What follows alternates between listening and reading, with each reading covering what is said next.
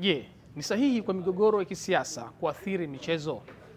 Maandalizi ya Iran kuelekea kombe la dunia yamezua tena mjadala kuhusu uhusiano kati ya michezo na siasa.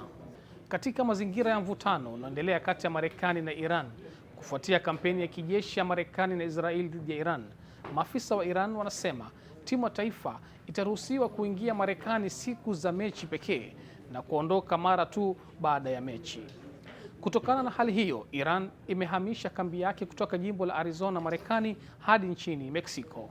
Ingawa wachezaji wote wameripotiwa kupewa visa, baadhi ya maafisa wa shirikisho la soka pamoja na wafanyakazi wa usimamizi na huduma za timu hawajapewa visa.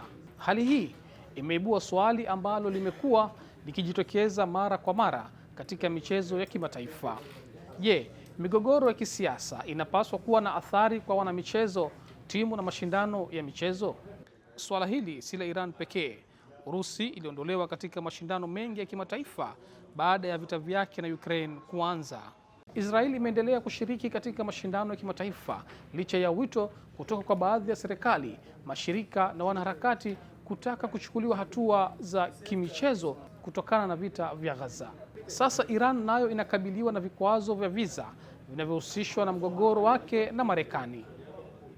Haya yote yanaibua swali moja: ikiwa michezo imekusudiwa kuwaleta watu pamoja bila kujali mipaka ya kitaifa na itikadi zao, ni vigezo gani basi vinapaswa kutumika ili kuamua ni wakati gani siasa zinaingia kwenye michezo? Na je, vigezo hivyo vinatumika kwa usawa kwa kila nchi?